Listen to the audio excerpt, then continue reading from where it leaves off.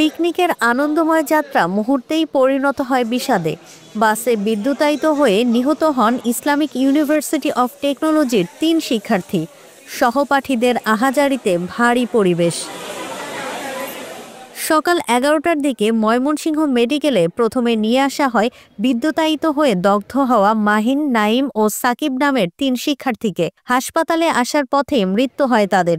এরপর দুটি মাইক্রোবাসে নিয়ে আসা হয় আহত আরও ২ শিক্ষার্থীকে। তাদের ময়মনসিংহ মেডিকেলে সার্জারি ওয়ার্ডে ভর্তি করা হয়েছে। আহতরা শঙ্কামুক্ত বলে জানিয়েছেন চিকিৎসক।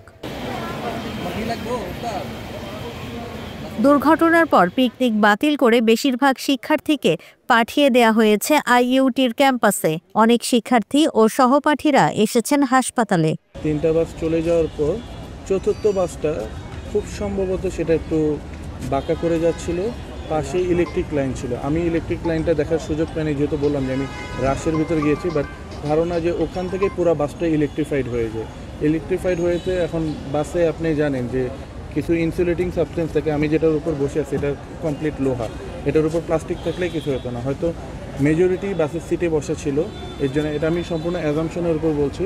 তো যারা হয়তো দরজার কাছে বা রেলিংয়ের কাছে বা ওপেন নন ইনসুলেটেড সাবস্টেন্স এর কাছে ছিল, যেটা কন্ডাক্টর, এটা ধরার সাথে সাথেই হয়তো ফার্স্ট একজনের রিয়াকশন হয়। আর আমি যতটুকু শুনেছি যে মাহিনকে বাঁচাতে গিয়েছিল জুবের আলম সাকিব, সেই বন্ধুকে বাঁচাতে গিয়ে সেও ইলেকট্রিফাইড হয়। নাইমের ব্যাপারটা আমি আসলে কমপ্লিটলি জানি না, সে হয়তো আরেক ডিরেকশনে ছিল। আর বাকি দুজন যে আহত হয়েছে এই পেরিফেরির ভিতরেই ছিল। হাসপাতাল কর্তৃপক্ষ জানায়, দুর্ঘটনার খবর পেয়ে আগে থেকেই প্রস্তুতি নিয়ে রেখেছিলেন তারা। হাসপাতালে আনা ৫ শিক্ষার্থীর মধ্যে ৩ জনই মৃত ছিলেন, বাকি ২ জনের চিকিৎসা চলছে। যে ৩ জন ব্রড ডেড এসেছে তাদের বডি আমরা আমাদের মর্গে রেখে দিয়েছি এবং আমরা এই সমস্ত বডি পুলিশকে হস্তান্তর করব। তারপরে যেভাবে আইনি প্রক্রিয়া আছে সেভাবে সেটা চলবে। আর যে ২ জন আহত আছে তাদের সমস্ত চিকিৎসার ব্যয়ভার আমরা বহন করব হাসপাতাল থেকে এবং তাদের সুষ্ঠু চিকিৎসার জন্য যা কিছু করা দরকার সব কিছু আমরা করব।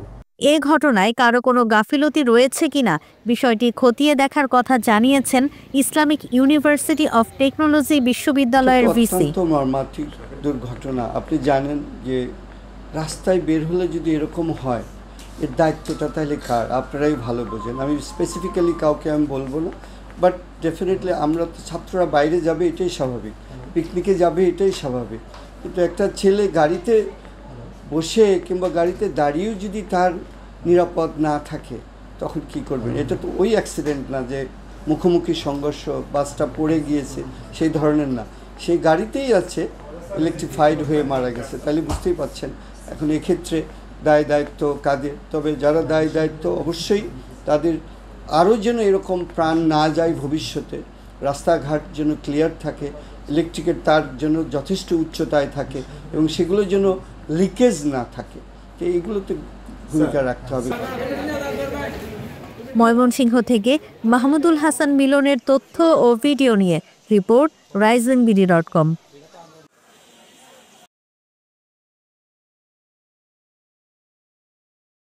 মিলিয়ন অফার ওয়ালটন ফ্রিজ কিনে পেতে পারেন 20 লক্ষ টাকা, রয়েছে কোটি কোটি টাকার নিশ্চিত উপহার।